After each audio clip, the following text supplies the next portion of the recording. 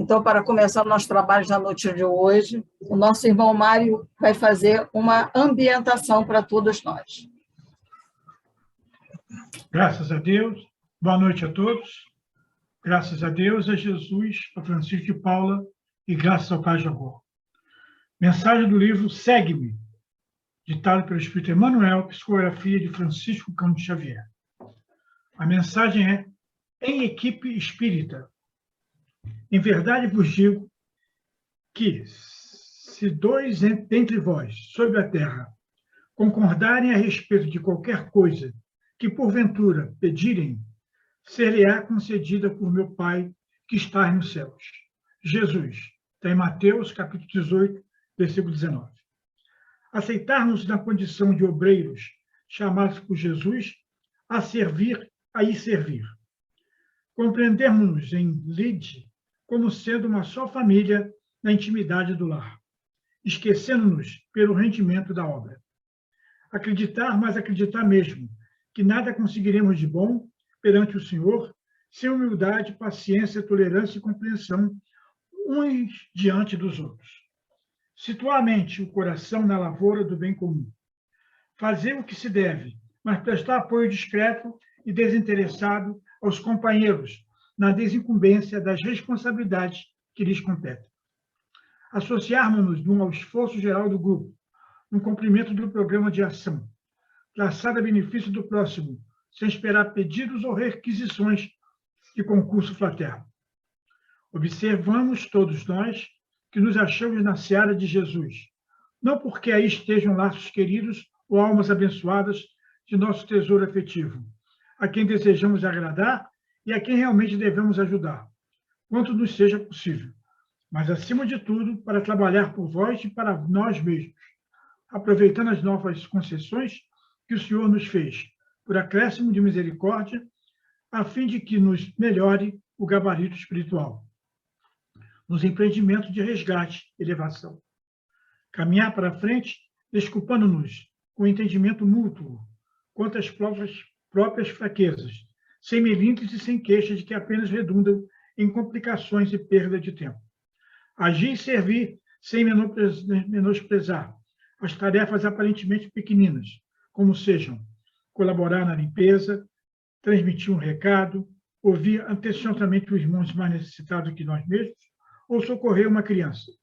Cada um de nós, na equipe de ação espírita, é peça importante nos mecanismos do bem. Jamais esquecermos de que o maior gênio não consegue realizar-se sozinho, e que, por isso mesmo, Jesus nos trouxe a edificação no reino de Deus, valorizando o princípio da interdependência e a lei da cooperação. Graças a Deus, a Jesus, a Francisco de Paula e graças ao Pai Jacó. Obrigada, Mário, pela leitura. Amigos, graças a Deus, a Jesus, a Francisco de Paula e ao Pai Jacó. Em primeiro lugar, agradecer aos nossos amigos espirituais por darmos essa oportunidade de estar aqui hoje para mais um trabalhinho na Casa de Francisco. Agradecer aos nossos amigos o amparo que tem nos dado e que continua nos dando, inclusive na noite de hoje, no estudo que vai ser apresentado pelo nosso irmão. Que a nossa noite seja de muita paz, tranquilidade, e que aqui vamos receber muito e vamos doar muito aos nossos irmãos. Graças a Deus, a Jesus, a Francisco de Paula e ao Pai Jacó, damos como iniciado nos trabalhinhos da noite de hoje, pedindo ao nosso irmão Antônio para que leia um trecho do Evangelho. Graças a Deus, a Jesus e a Francisco de Paula e ao Pai Jacó. Abrir aleatoriamente, capítulo 18. Para ver o título. 18.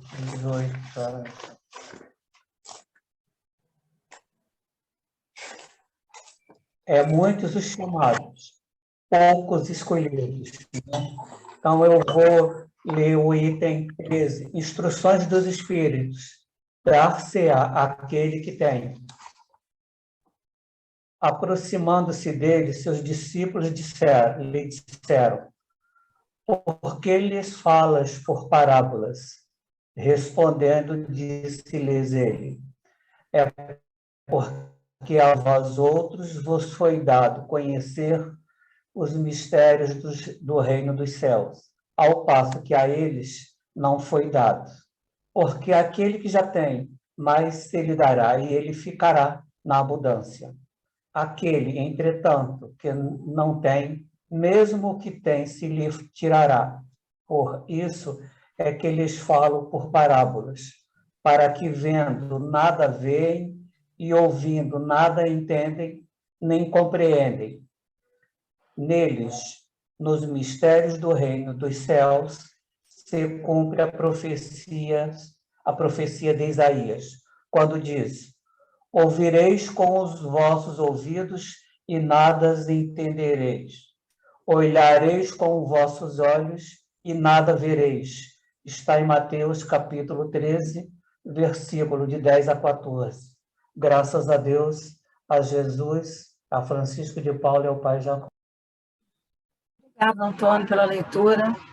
Então, meus irmãos, agora é aquele momento do nosso estudo que o nosso irmão César Tadeu fará, que ele escolheu o tema Herança e Eutanásia. Ao nosso irmão, as maiores vibrações, César, apresente o seu estudo, que eu sei que vai ser maravilhoso. Obrigado, irmãzinha. Graças a Deus, a Jesus, a Francisco de Paula e ao Pai Jacó.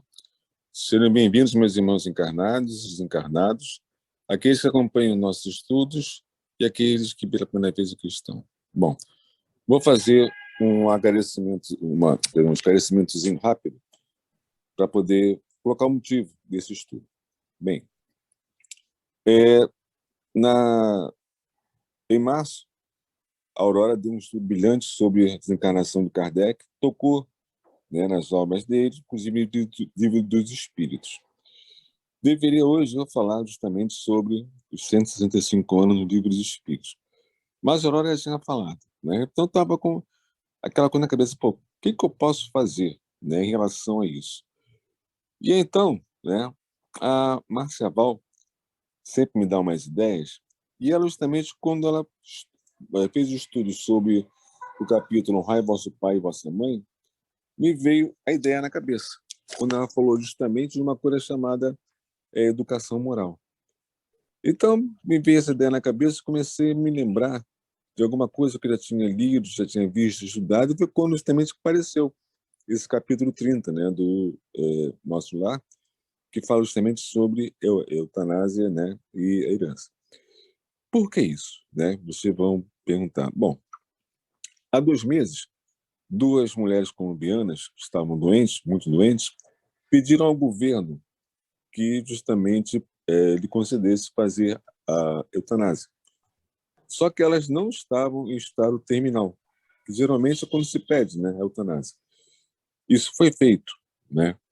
Mês passado, né, se não me engano, final do mês, aquele ator francês Alain Delon disse, né, que iria fazer a morte assistida.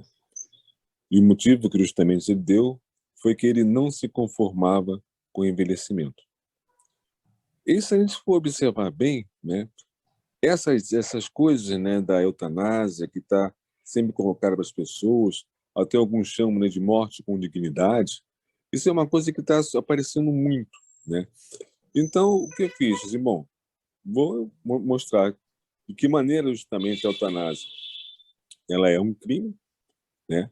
Não só justamente pela questão do suicídio em si, mas também por ter outras implicações, né? E até para quem pratica. E por isso mesmo é que eu justamente comecei a procurar alguma coisa que pudesse dar um ensejo, né? Para que nós pudéssemos ter esse ponto de vista para poder fazer esse estudo, tá? Aí, eu vou pedir então para você começar com os slides, tá? Então, vejam bem. Os suicídios se multiplicarão em proporções inauditas até entre as crianças. A loucura jamais terá atingido tão grande quantidade de homens que, antes mesmo de morrerem, estarão riscados do número dos vivos. São esses os verdadeiros sinais dos tempos, e tudo isso se cumprirá pelo encadeamento das circunstâncias, como já o dissemos, sem que haja mais ligeira derrogação das leis da natureza. Esse texto foi uma das mensagens, né, que no livro Obras Póstumas, né, Kardec juntou sobre justamente os acontecimentos futuros, né? Isso é que retrata justamente a nossa época, né? Porque pelo que nós estamos pensando nessa transição, né? Os suicídios se multiplicarão em proporções inauditas até entre as crianças. E uma coisa que a gente vê, a gente sabe, né? Não só justamente dos adultos, mas também em relação aos adolescentes, que era uma coisa que estava acontecendo muito, mas também as crianças já estão, né, praticando suicídio. E uma coisa assim muito interessante também até para a gente, né? Por quê? Porque se a gente for pesquisar sobre o suicídio, mesmo com a pandemia, a gente vai tomar um susto. Nas Américas, o número de suicídios aumentou, ao passo que no resto do mundo diminuiu. E isso aí, né, leva a quê? A justamente a gente começar a ver de que maneira justamente a própria eutanásia está se colocando como sendo também, né, um suicídio, tá? Então vamos lá, Léo, pode passar.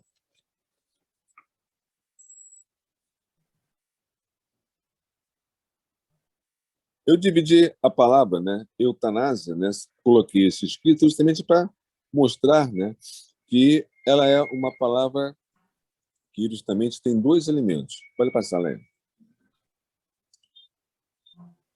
Por ser justamente uma palavra derivada, ela tem um prefixo, né, de origem grega, e também um radical. Pode passar, Léo.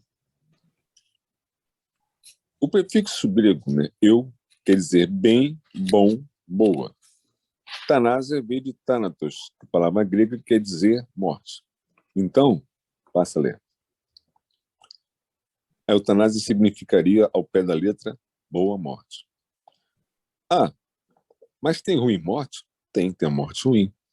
É aquela morte que tem justamente de quê? A dor, o sofrimento. Pode mostrar, Lé.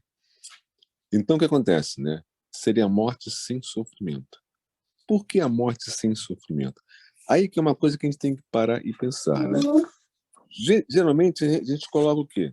Nós colocamos que o sofrimento em relação, não só por nós estarmos justamente no mundo de provas e expiações, mas o sofrimento é justamente a dor, né, também, um dos motivos, né, para a depuração do espírito. Ou seja, na hora da morte, com o sofrimento, ele está fazendo um resgate. Também, ou de alguma coisa na vida presente, ou do passado que ele fez. Porque nós, né, quando vamos encarnar, lá no nosso livro, a gente coloca lá, né, o tipo de morte que a gente vai ter. Para poder fazer o quê? Para poder fazer esse resgate. Portanto, nós estamos dentro de uma lei divina que faz com que nós tenhamos justamente, né, nessa questão do sofrimento e da dor que passamos até na morte, né, a questão de resgatarmos esse débito. Portanto, fugir à dor, fugir ao sofrimento, não só por ser uma transgressão da própria lei divina, mas é o quê?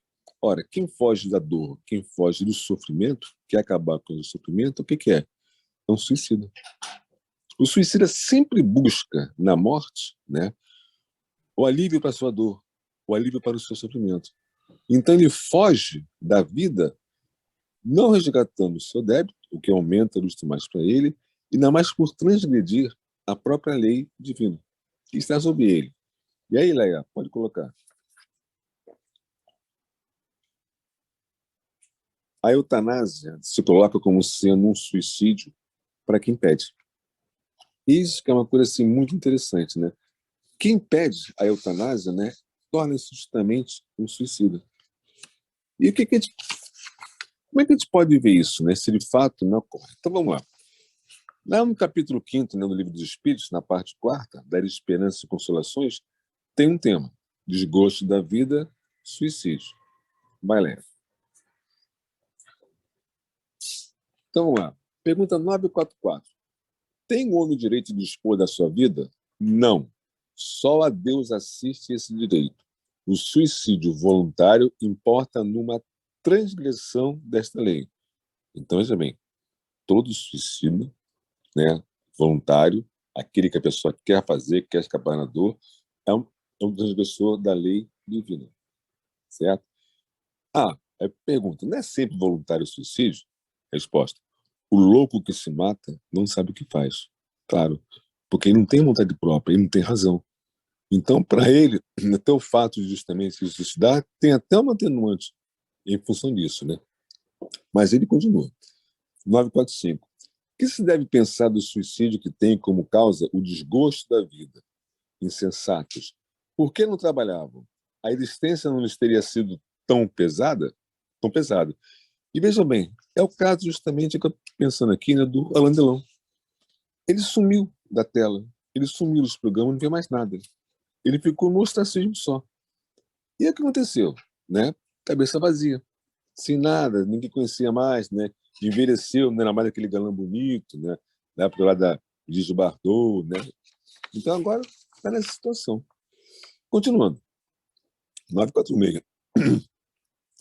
E do suicídio cujo fim é fugir aquele que comete as misérias e as decepções deste mundo. Pobre de espíritos, que não tem a coragem de suportar as misérias da existência. Deus ajuda aos que sofrem e não aos que carecem de energia e de coragem. As tribulações da vida são provas ou expiações. Felizes os que as suportam, sem se queixar, porque serão recompensados. Aí, porém, daqueles que esperam a salvação do que, na sua impiedade, chamam acaso ou fortuna. O acaso ou a fortuna, para me servir da linguagem deles, podem, com efeito, favorecê-los por um momento, mas para lhes fazer sentir mais tarde cruelmente a vacuidade dessas palavras. Portanto, Deus ajuda aquele que se resigna, né, com a dor, se resigna com o sofrimento, né, sem reclamar. Por quê? Está passando pelas suas provas e suas expiações. Pode nem saber por quê, nem desconfiar do que está passando, mas não reclama. Passa. Já que nós estamos o quê? No mundo de provas e expiações. Mas aquele que quer justamente burlar, quer fugir, não. Não tem como. Certo? Por quê? Porque não aceita. Né? Porque se revolta contra a própria vontade divina. Da lei divina mesmo. Né? E aí, então, ele faz uma pergunta letra A. Os que hajam conduzido o desgraçado a esse ato de desespero sofrerão as consequências ao proceder? Ó esses, ai deles, responderão como por um assassínio. Isso aí é muito interessante, por quê? Porque se nós formos pensar nos processos obsessivos, né, aquele irmãozinho obsessor que justamente induz a sua vítima, né, o seu algoritmo passado, ao suicídio. Né? Ele está fazendo o quê? Com que justamente, né, se torne um assassino, né, que vai ter um débito ainda muito mais aumentado se aquele irmãozinho, né, o quê?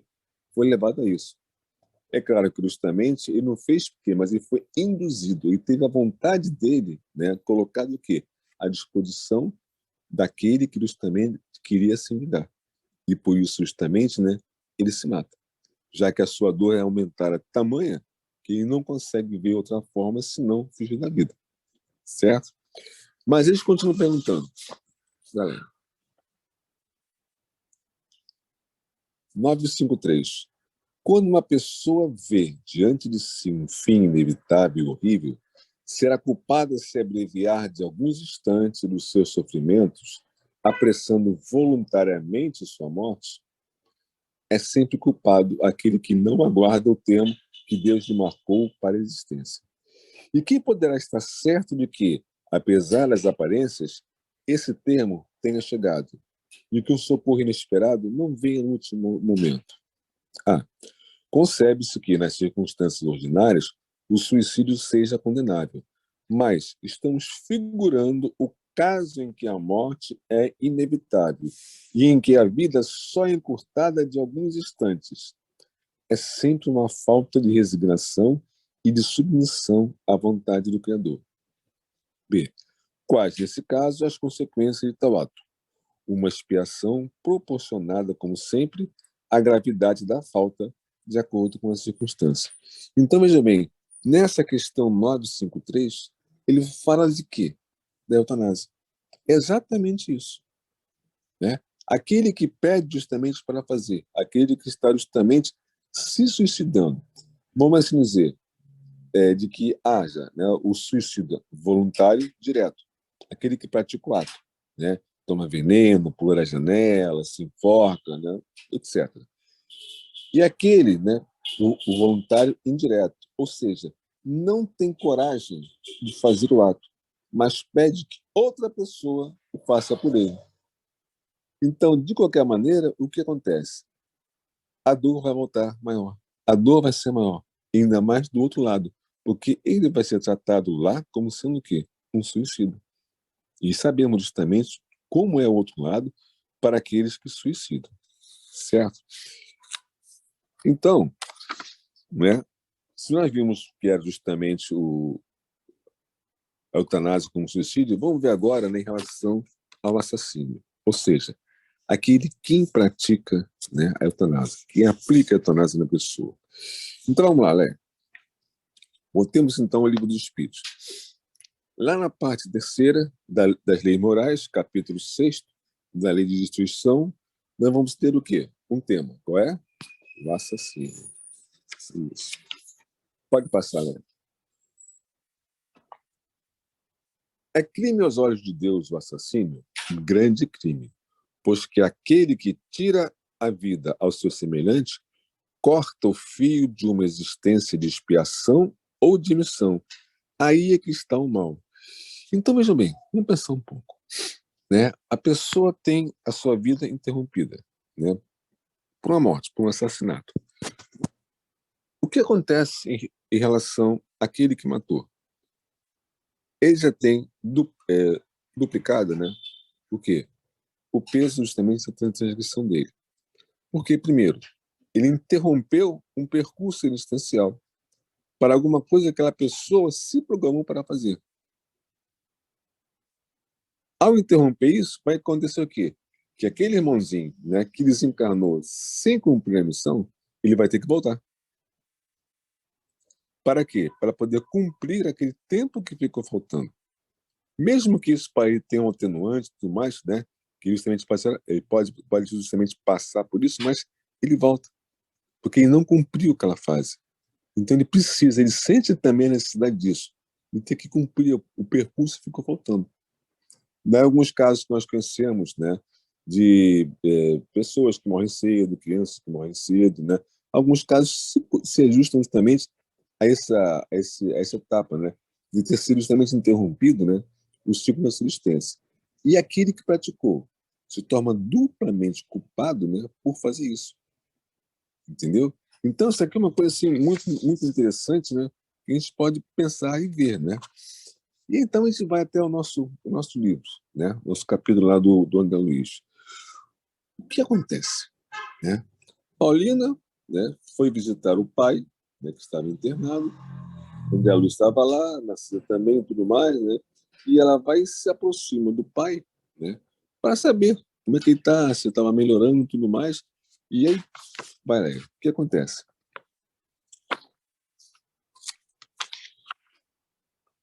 Olha só o que ele fala para ela. Não posso esquecer o infame. Não posso descansar o pensamento. Ainda o vejo a meu lado, ministrando-me o veneno mortal. Quem é ele? Vai ler. Edelberto, o filho. Conquistou o título de médico, aliando-se por completo da medicina e exercendo-a tão somente de longe em longe à maneira do trabalhador que visita o serviço por curiosidade. Então, veja bem, o filho ministra a eutanásia do pai. Por que ele fez isso? Vai ler.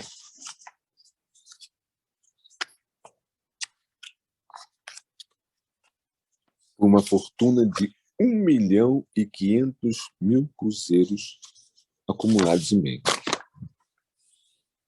Olha, em 1940, né? Acho que o Mário até lembra disso, não era nascido, mas ele lembra disso, né? Em 1940, quem tinha 1 milhão ou mais era chamado de milionário. Ou seja, o filho faz a eutanásia no pai, por quê? Por causa de bem material. Por causa do quê? Dinheiro. Por causa do quê? Da sua ambição. O filho matando o pai chama-se isso parricídio. né? E no livro dos Espíritos, né, Kardec faz uma pergunta sobre isso. Vai ler. Qual o mais condenável aos olhos de Deus? O parricídio ou o infanticídio? Resposta. Ambos o são igualmente, porque todo crime é um crime. Então, veja bem, não tem maior nem menor. Não tem menos grave ou mais grave. Tudo é crime aos olhos de Deus. O fato de você tirar a vida, né, de um semelhante, tirar a vida de um irmão, é um crime. Não importa a forma como justamente venha isso acontecer. Por quê? Porque vai sempre implicar o quê? Na quebra de um outro mandamento. Amar ao próximo como a si mesmo. Certo? Isso é grave? É grave. Isso aí é gravíssimo, né? E onde justamente, né, nós podemos dizer que isso está apoiado? Vai, Leia. No capítulo 11 da Lei de Justiça, de Amor e de Caridade, né, o tema é direito de propriedade, roubo. Kardec pergunta, qual o primeiro de todos os direitos naturais do homem? Resposta, o de viver. Por isso é que ninguém tem o de atentar contra a vida de seu semelhante, nem de fazer o que quer que possa comprometer-lhe a existência corporal. Então, vocês vejam bem, por que o aborto é um crime? Porque está aqui. Pertinho. O nosso direito é um direito divino. O nosso direito de viver é o nosso direito natural. É uma lei divina. Todos nós temos que viver. Porque se nós estamos nos aperfeiçoando, se nós estamos progredindo, se nós temos que passar de um mundo de provas e expiações para um mundo de regeneração, então tudo que nós temos que viver é para fazer o quê? Para que nós possamos evoluir. Nós possamos ascender. Até onde? Até a virtude, claro. Lá, bem longe, distante, mas vamos chegar lá. Mas como? Vivendo. Ao se vivenciar um problema, ao aceitar o problema, ao encarar o problema, ao querer transpor um problema, é a nossa luta diária. Por isso nós estamos aqui. Como esteve lá, está colocado lá na Bíblia isso, né? Ganharás a tua vida com o suor do teu rosto. Está aí, perfeito. Encaixou aqui, perfeitamente. Isso aí, justamente, né, aquilo que a gente pode pensar, né, do que justamente sofre a pessoa, né, que tem justamente na sua vida cortada, do outro lado. Por que justamente isso é uma coisa grave, né, imprescindível? Porque essa marca fica. O pai, né, ter um filho, né, que lhe mata, né, que o assassina, isso fica na mente dele. Isso é um choque profundo. Né? Até porque aquele que justamente, mesmo que esteja chegando lá nas básicas da morte, vamos assim dizer, né, sempre nutre uma esperança de uma melhora. Sempre pensa alguma coisa, está pensando em alguma coisa. Né? Por isso, justamente, vai, Léo, que tu fala isso aqui. Ó. A Paulina pergunta para ele, fala com ele, lembre-se de que Adalberto entrou em nossa casa como filho, enviado por Deus. Meu filho, gritou infeliz, nunca, nunca, é criminoso sem perdão, filho do inferno. Isso é grave. Né? Por quê? Porque o pai está pensando nisso do filho. Bom, mas em função justamente da própria família. Como é que é essa família? Vamos lá, Léo.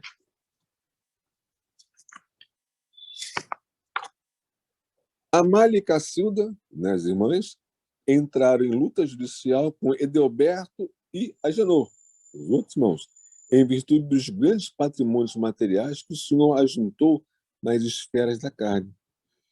Então, veja bem, tudo que justamente o pai que justamente fez, tudo que ele lutou, né, para obter, para ter posse, né, justamente agora o quê? Com a morte dele, está tendo o quê? Uma disputa judicial entre os filhos. Porque ninguém vai querer ganhar menos. Né? Então tem sempre aquela disputa que acontece. Né?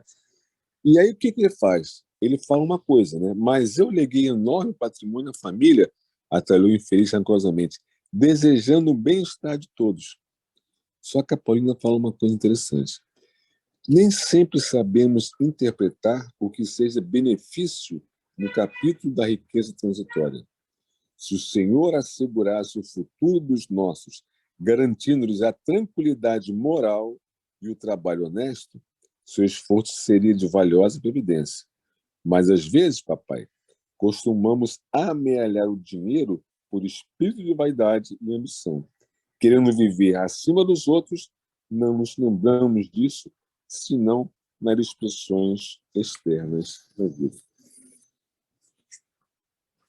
Aí você pode perguntar assim, mas poxa, cara, será que a gente não tem direito de guardar um dinheirinho e tudo mais, comprar uma coisa assim, tudo, até para deixar para os filhos, né? Porque a gente pega as coisas assim, está pensando hoje, mas também está pensando no amanhã, né? No que seria o deles. Nosso pensamento, né? Que a gente vê assim, as coisas que a gente pensa. Mas o que os espíritos falam? Vamos lá. Na pergunta 881, pergunta Kardec. O direito de viver dá ao homem o de acumular bens que lhe permitam repousar quando não mais possa trabalhar? Dá, mas ele deve fazê-lo em família, como abelha, por meio de um trabalho honesto e não como egoísta. Há mesmo animais que lhe dão exemplo de providência. Aí Kardec pergunta, é natural o desejo de possuir? Sim, mas quando o homem deseja possuir para si somente e para a sua satisfação pessoal, o que há é egoísmo. Então, vocês vejam bem, né? O que acontece de fato, né? Você tem duas cores aí, né? O orgulho e o egoísmo, né? O velho não fez nada em família, só pensou nele em adquirir o bem, né? Não ensinou nada para os filhos. E aí o que acontece? Só estava pensando o quê? Em ter, em ter, em ter, em ter, em acumular bem. Portanto, uma atitude egoísta. E aí justamente, né, que a própria Paulina fala uma coisa interessante. Malé.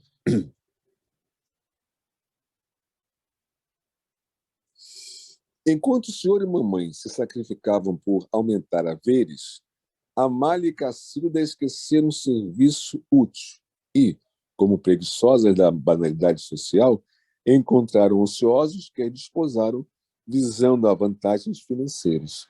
Agenor repudiou o estudo sério, entregando-se a más companhias. Edelberto conquistou o título de médico, aliando-se por completo da medicina e exercendo-a tão somente de longe em longe à maneira do trabalhador que visita o serviço por curiosidade. E ela conclui, todos arruinaram belas possibilidades espirituais, distraídos pelo dinheiro fácil e apegados à ideia de herança. Ou seja,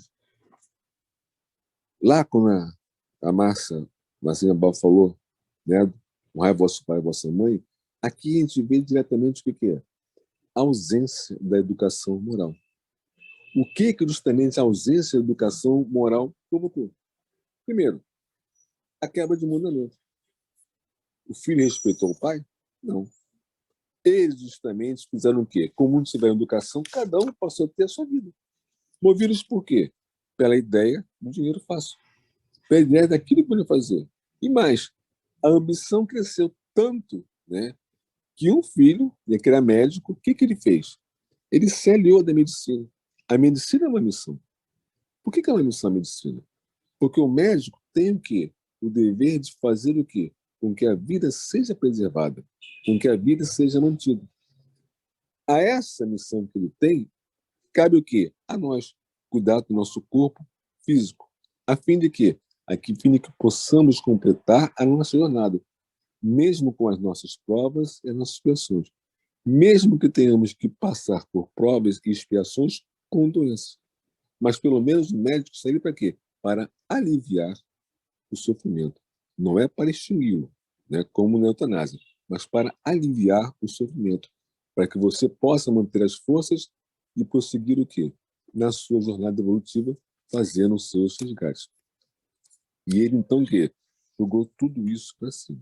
Bom, mas já que falamos em termos de assassínio, tudo que colocou, vamos voltar lá para a eutanásia. Vamos lá, vamos ver isso aqui. Vamos lá no capítulo 5 do Evangelho segundo o Espiritismo, Bem-aventurados os aflitos, né? Lá no item 28. Tem o tema de uma pergunta.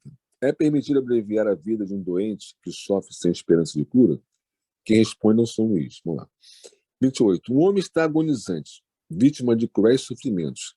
Sabe-se que seu estado não tem esperanças. É permitido poupar-lhe alguns instantes de agonia, apressando seu fim? Resposta. Quem, no entanto, vos daria o direito de prejulgar os planos de Deus? Não pode o Senhor conduzir um homem à margem do abismo para retirá-lo de lá, a fim de fazê-lo voltar-se sobre si mesmo e de conduzi-lo a outros pensamentos? Ainda que se pense que haja chegado o momento final para o moribundo, ninguém pode dizer com certeza que essa hora tenha chegado. A ciência nunca se enganou nessas previsões. E aí, então, o Feliz continua para poder fechar. Sei muito bem que há casos que se podem considerar com razão, como desesperados.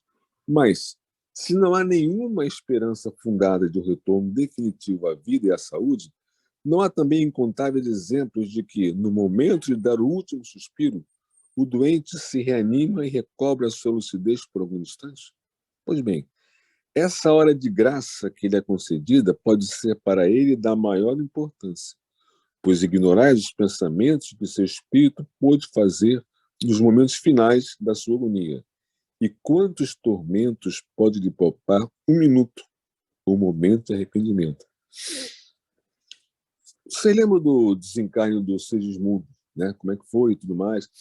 A família não estava deixando, né, que se fizesse o processo de desencarne, tanto que, momentaneamente, né, uma micro-moratória, vamos dizer, né, foi justamente colocado nele um pouco de fluido vital, né, para que ele se recuperasse e tudo mais, né? A família e tal se alegrou um pouquinho, saiu. Por quê? Porque os pensamentos dela estavam o quê? Obsediando o irmãozinho, não estavam deixando o irmãozinho desencarnar, nem sempre esse processo. Então, tiveram que ser o quê? Afastados. Depois que foram afastados, retomou o quê? O processo de desencarne dele. Aquilo que a gente chama popularmente de a melhora da morte, né? Mas também há casos em que o desencarnante vai para o outro lado, vê a sua vida, lembra-se de alguma coisa e precisa, nem pede até, para que possa retornar momentaneamente a fim de pensar alguma coisa, né? O último desejo dele, né? Então volta justamente se precisa, para poder ou pedir perdão por alguma coisa, então se desculpar com alguém, alguma coisa assim, terminar alguma coisa que ele precisava, para que não houvesse embaraço. Então tudo isso, né, se passa na mente da pessoa. E isso é o que acontece, né? A eutanásia corta isso. E cortou isso feio. Vamos lá, Léo. Mostra o que aconteceu. O enfermo tomou uma expressão de pavor e acrescentou: Maldito Eluberto, filho criminoso e ingrato, matou-me sem piedade quando ainda necessitava regularizar minhas disposições testamentárias. Malvado, malvado. Então você vê como justamente, né, o ódio, né, está patente, né, no velho, no pai, né? Como justamente ele não consegue sair desse monoideísmo, né? E aí o que acontece? Vai lá, Leia. Vamos esperar isso aqui. A Paulina fala: Perdoe Edelberto, papai. Procure sentir nele não um filho leviano, mas um irmão necessitado de esclarecimento. Estive em nossa casa ainda hoje, lá observando extremas perturbações. Daqui, deste leito, o Senhor envolve todos os nossos em fluidos de amargura e incompreensão, e eles lhe fazem o mesmo, por idêntico modo. O pensamento, em vibrações sutis, alcança o alvo, por mais distante que esteja. A permuta de ódio e desentendimento causa ruína e sofrimento nas almas. O que é isso? Isso é chamado de obsessão de mão dupla. Ou seja, o desencarnado obsedia o encarnado e o encarnado obsedia o desencarnado. Então, o que a Paulina está fazendo hoje, né? Até o que a Paulina está fazendo com o pai? Um trabalho de esclarecimento, de doutrinação, vamos dizer como nós conhecemos. Por quê? Ela precisa quebrar esse elo, ela precisa quebrar esse vínculo. É impossível para ela junto aos irmãos, né? Junto à mãe, que está louca, né? Então, quem tem que ceder, quem tem que justamente quebrar esse elo é o pai, através do perdão. E isso aí é um processo que é muito difícil, está sendo muito difícil, né? Porque até pelo que a gente leu, a gente sabe, né? não houve justamente qualquer tipo de melhora da parte dele. Então, ela vai ter que tornar o quê? Outras vezes lá, né? Por quê? Porque o quadro ele é muito fechado em si mesmo, né? Nesse processo, nesse ciclo obsessivo que está vindo aí. Quer ver só? Vai lá, Clay. Olha o que ela fala. Um quadro terrível, cujas sombras poderiam diminuir se sua mente vigorosa não estivesse mergulhada em propósitos de vingança. Aqui, vemos-lo em estado grave. Na Terra, mamãe louca e os filhos perturbados, odiando-se entre si. Em meio de tantas mentes desequilibradas, uma fortuna de 1.500.000 cruzeiros. O que vale isso, se não há um átomo de felicidade para ninguém? Ou seja, ela apela para a lógica, ela apela para o sentimento, né? Mas o monismo dele não deixa por isso. Ele não consegue justamente subtrair do quê? De que ele foi assassinado pelo filho. E que o filho cometeu um crime, né? E aí, então ela até tenta justamente rebater, né, o pai, mas a Narcisa olha para ela e tudo mais, ela entende, compreende que não é o momento ainda, né, e se retira. E a Narcisa, então, ela faz um painelzinho, né, de tudo isso aí que acontece. Vai lá. Os casos de herança, em regra, são extremamente complicados. Com raras exceções, acarretam enorme peso a legadores e legatários. Neste caso, porém, vemos não só isso, mas também a eutanásia. A ambição do dinheiro criou em toda a família de Paulina esquisitices e desavenças. Pais avarentos possuem filhos esbanjadores. Fui à casa de nossa amiga quando o irmão Edelberto, médico de aparência distinta, empregou no genitor, quase mundo, a chamada morte suave. Esforçamos-nos por o evitar, mas foi tudo em vão. O pobre rapaz desejava, de fato, apressar o desenlace por questões de ordem financeira. E aí temos agora a imprevidência e o resultado, o ódio e a moléstia. E ela conclui justamente o pensamento dela. Vai ler. E com expressivo gesto, Narcisa arrematou. Deus criou seres e céus, mas nós costumamos transformar-nos em espíritos diabólicos, criando nossos infernos individuais. Bom, ela conclui, né? Fecha isso aí com chave de ouro. Mas ela fecha embasada em quê? Na doutrina.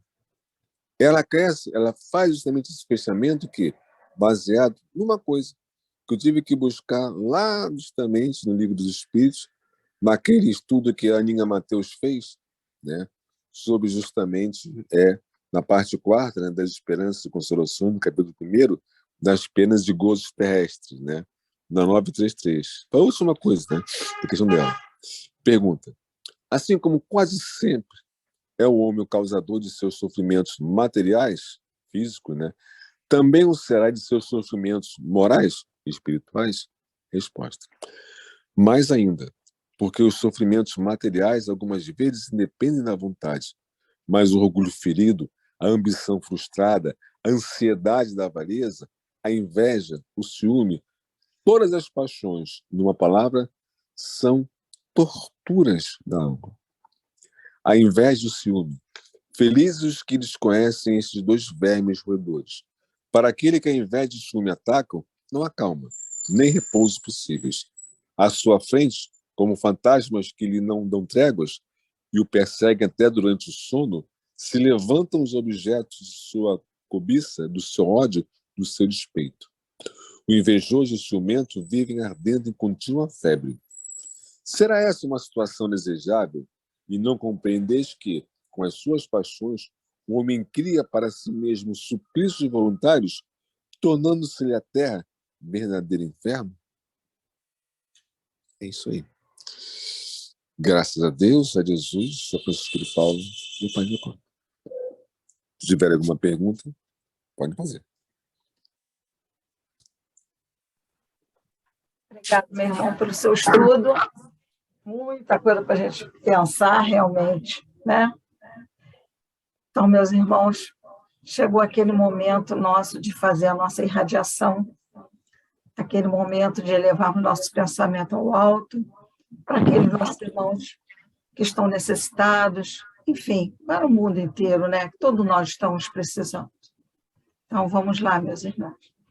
Graças a Deus, a Jesus e a Francisco de Paula e ao Pai Jacó. Pai de infinita bondade, aqui viemos te pedir muito amparo a todos os nossos irmãos, enfim, toda a humanidade. Todos os nossos irmãos de todos os cantos desse país precisam tanto de auxílio, precisa da sua bênção, precisam de esperança. Muitos desses nossos irmãos perderam a fé, mas nós temos que ajudá-los, elevando sempre o nosso pensamento, pedindo a eles e aos nossos irmãos espirituais todo o amparo necessário a todos eles. Nós estamos nos abrigos, estão nas ruas, as crianças, a violência que está aí cada vez mais. Pedimos tanto, tanto, Pai, para todos esses nossos queridos irmãozinhos, aos nossos familiares, ao nosso ambiente de nossa casa, nosso trabalho, a casa de Francisco, que torcendo que ela seja reaberta, para que possamos nos encontrar, podermos nos tratar e tratar dos irmãozinhos que estão necessitados. Graças a Deus, a Jesus e a Francisco de Paula, e pedimos ao nosso irmão Eduardo que faça prece para os desencarnados.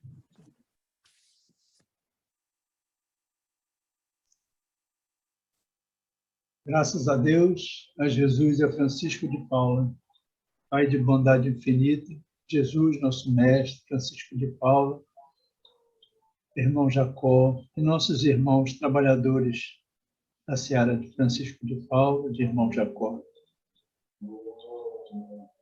Nesse momento, nós juntamos nossos pensamentos para pedir pelos nossos irmãos que já estão na verdadeira vida, por todos aqueles nossos irmãos que no momento de desespero recorreram ao retorno antecipado ao plano dos espíritos. Por todos os nossos irmãos que agora estão retornando, né, ao plano extrafísico,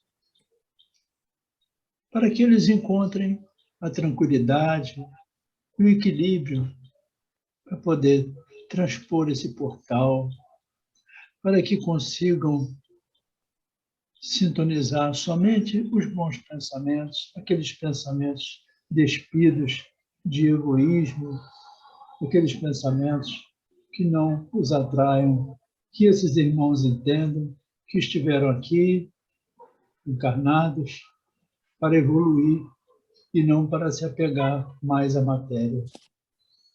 Obrigado, Senhor. Com a graça de Deus, Jesus e Francisco de Paula. Obrigado, meu irmão. Agora pedimos à nossa irmã Maria Tereza que faça a prece de agradecimento e encerramento.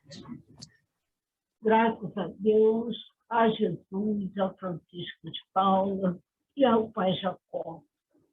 Pai, este momento onde estamos refletindo desde o momento que iniciamos a nossa leitura para a abertura dos trabalhos de hoje, as nossas preces, o estudo do irmão, que foi muito esclarecedor para todos nós que aqui ainda estamos também caminhando nesses estudos, né?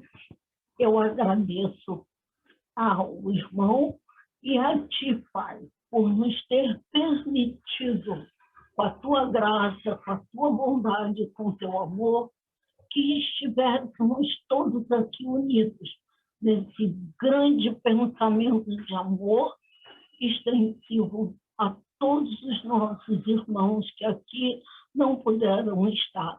Então, Pai, esse momento é o momento de te agradecer por tudo e pedir a ti a permissão para que possamos encerrar essa nossa noite de hoje e estejamos juntos novamente num momento muito especial, igual ao de hoje. Graças a Deus, a Jesus, a Francisco de Paula e ao Pai Jacó. Obrigada, Tereza, pela sua prece. Muito obrigada, minha irmã. Pelo adiantado da hora, só vou fazer um comunicado que no dia 21, 22 e 24 de abril, quinta Tiradentes, sexta e domingo de carnaval, não haverá sessões públicas, nem as câmaras mediúnicas, mas as reuniões virtuais nesses dias poderão ocorrer normalmente. Então, meus irmãos, foi muito bom tê-los aqui hoje à noite, nessa segunda-feira. Espero que a gente se encontre na outra semana e que vocês curtam muito esse feriado. Saulo, muito feliz em tê-lo aqui de novo, a nossa reunião. Seja bem-vindo, meu irmão. E que todos vocês tenham um excelente feriado e não abusem do carnaval, hein, gente? Olha lá, hein? Olha lá, hein? Daqui a pouco vejo vocês lá sambando lá, hein? Olha lá. Beijo para todos vocês. Beijo.